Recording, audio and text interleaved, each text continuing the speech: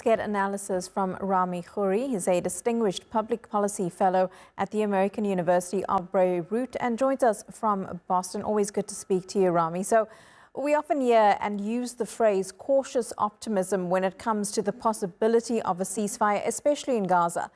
But this time, is there anything different here that could see a truce actually happen? I think so, actually. There's several things that are new. There always are in this situation because there's so many dimensions of it, internal in Palestine and Israel, regionally, Syria, Lebanon, Iran, Turkey, Qatar, and then globally with China, Russia, the US, the Europeans. And all of these parts are moving all the time. The latest, of course, is the end of the fighting between Iran on one side and Israel and the US on the other.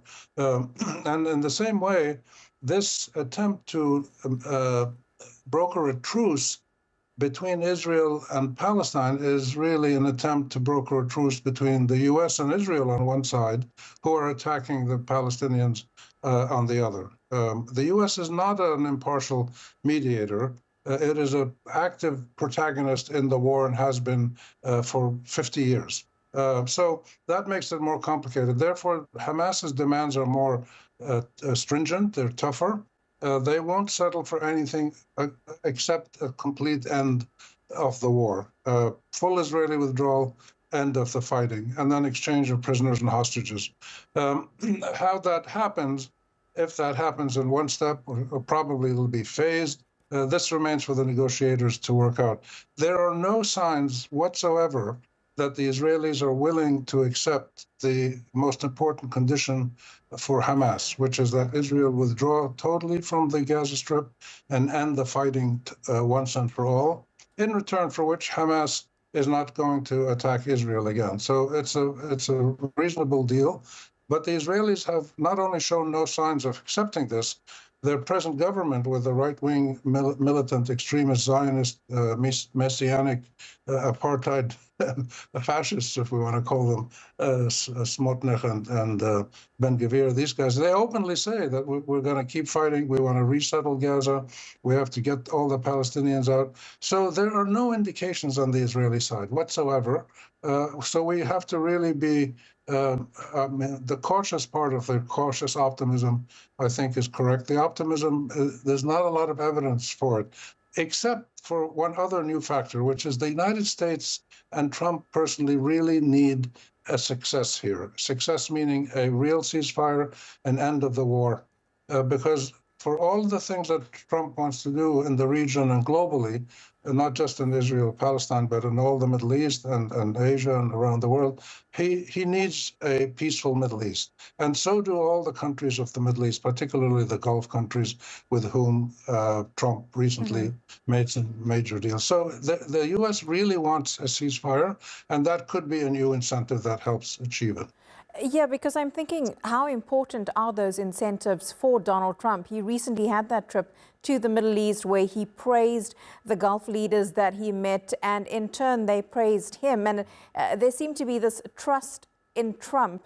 And it comes at a time when some people are seeing him as a leader who does seem to get things done, a strong hand, perhaps, but one that leads to some sort of success in the end. But it is also good for the region to have that. But as you say, also for the United States, Donald Trump wants to be seen as a deal maker and a peacekeeper that could one day lead to this Nobel Prize that he wants. All of what you said is true, except one issue I would not fully agree with is that it doesn't always lead to success in the end. He's decisive, he's dramatic, he's dynamic, but he's also sometimes a little bit delusional. He thinks things happen in a world that is in his mind and not in the real world. And one of those things is that a lot of force used by the Israelis and the Americans, killing people, destroying countries, will eventually bring submission, but it doesn't. The lesson of modern history, certainly in Iran, certainly in Palestine, in the last 100 years at least, is that repeated colonial military action by the Russians, by the British, by the Americans, by the French, by the Israelis in Iran or in Palestine or in Lebanon have not brought submission. They brought only further resistance.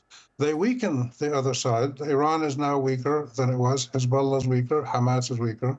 But they haven't disappeared. And the intensity of the anger with the United States and the Israelis and others in society across the whole Middle East, and not just in Palestine, in the Arab region, in Iran and Turkey, all over the region, is much greater. And this ends up having a political impact, but it sometimes doesn't show up for quite a few years.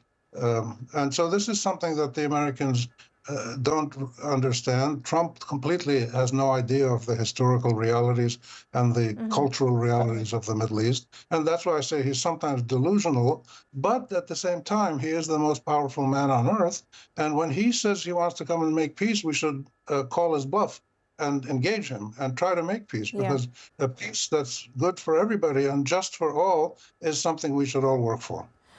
And Rami, do you think that the pressure that maybe Israel is on facing domestically, that there is also pressure on Hamas as a group from people in Gaza, considering they're going through such a difficult time? People are starving, people are being killed daily, and the possibility that there could be more attacks before there is an actual ceasefire, that there is pressure on Hamas too to say, look, we need a deal, this has to end. Yes and no. Yes, there is pressure because people are really suffering. They're starving to death. Their babies are dying 5 days after they're born because there's no baby food, and the mothers are not nourished enough to produce milk. So yes, there's a huge suffering, unprecedented, to the point that most of the world calls it genocide.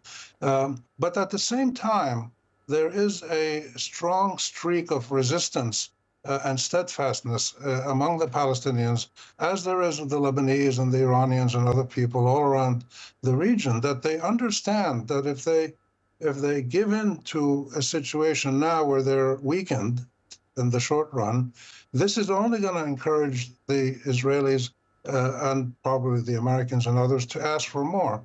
And we've seen this with Israel. With Israel, it keeps attacking Lebanon.